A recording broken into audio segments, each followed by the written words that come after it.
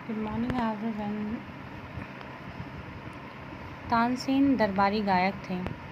तानसेन अकबर के दरबारी गायक एवं 9 रत्नों में से एक थे, जिसे अकबर ने रीवा के राजा रामचंद्र से प्राप्त किया था।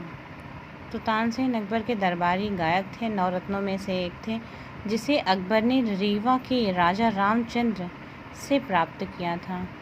अकबर ने तानसेन को कंठा भरणवाड़ी विलास की उपाधि प्रदान की थी। ये ध्रुपद गायन के शीर्ष गायक थे। तो ये ध्रुपद गायन के शीर्ष गायक थे। तानसेन अकबर के दरबारी कवि थे, ध्रुपद गायन के शीर्ष गायक थे। इनकी मुख्य रचनाएं संगीत सार, रागमाला आदि थे। जयदेव किस ग्रंथ के रचयिता थे? गीत गोविंद। चलिए देख लेते हैं जयदेव रचयिता और उनके ग्रंथ। जयदेव गीत गोविंद, रति मंजरी, रामामात्य, सरमेल कलानिधि, हृदय नारायण देव, हृदय कौतुक, हृदय प्रकाश, कलहण, राज तरंगिणी। तो कलहण रचयिता हैं और राज तरंगिणी ग्रंथ हैं। हृदय नारायण देव ये रचयिता का नाम है। इन्होंने हृदय कौतुक और हृदय प्रकाश नामक ग्रंथ लिखे हैं। रामामात्य, सरमेल कलानिधि, सरमेल कलानिधि नाम का ग्रंथ इन्होंने लिखा है। जयदेव ने गीत गोविंद और रति मंजरी लिखी हैं। परिप्रेक्ष्य क्या होता है? परिप्रेक्ष्य वस्तुओं के आयाम को प्रदर्शित करने का माध्यम है। वस्तुओं, दृश्यों आदि की दूरी, लंबाई का ठीक ठाक अनुपात दिखाने वाला चित्र परिप्रेक्ष्य कहलाता है। हालांकि परिप्रेक्ष्य अलग अलग विषयों के लिए अलग अलग संदर्भ में प्रयुक्त होता है, जैसे कि किसी वस्तु, पदार्थ, मत, मूल्य आदि के देखने के अर्थ में भी परिप्रेक्ष्य को देखा जाता है। अजंता की गुफाओं के चित्र बौद्ध धर्म से संबंधित हैं। ये गुफाएं महाराष्ट्र में औरंगाबाद शहर से लगभग 107 किलोमीटर दूर पहाड़ों को काटकर बनाई गई।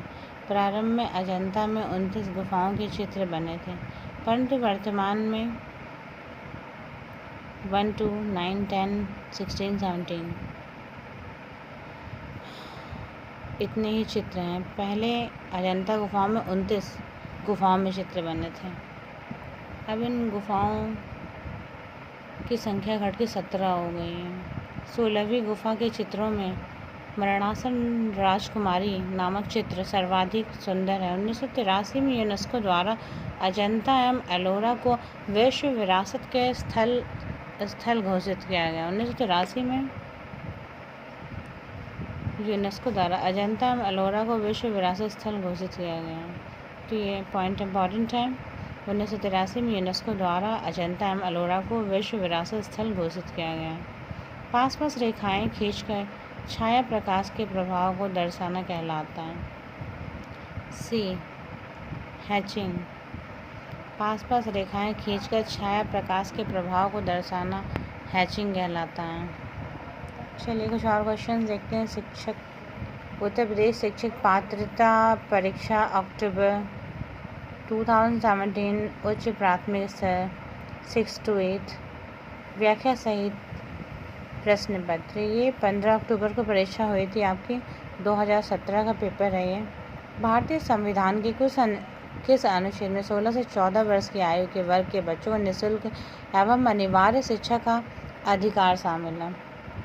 जैसा कि हम जानते हैं, प्रत्येक बच्चे को शिक्षा का अधिकार दिया जाना चाहिए और हमारे संविधान द्वारा दिया गया है आर्टिकल 21A में, जिसमें 6 से 14 वर्ष के बच्चों को निःशुल्क अनिवार्य शिक्षा का अधिकार शामिल किया गया है। लेकिन समावेशी शिक्षा में 6 से 18 वर्ष के बच्चे को निःशुल्क शिक्षा का अधिकार दिया गया है। इसमें कुछ विशिष्ट बच्चे भी आते हैं जिन्हें कि स्पेशल ट्रीटमेंट की ज़रूरत होती है और उन्हें समावेशी वातावरण में, समावेशी एटमॉस्फेयर में शिक्षा दी जाती हैं और उन्हें निःशुल्क शिक्षा दी जाती है। इनकी आयु 6 से 18 वर्ष तक हो सकती है। बच्चों को निःशुल्क अनिवार्य शिक्षा देने के अधिकार को शामिल करें। 21A आर्टिकल 21A अनुच्छेद में आर्टिकल 21A में 6 से 14 आयु वर्ग के बच्चों को निःशुल्क एवं अनिवार्य शिक्षा देने के अधिकार को शामिल किया गया है। प्रेसमैन ने व्यक्तित्व को निम्न में से किस प्रमुख अधिकार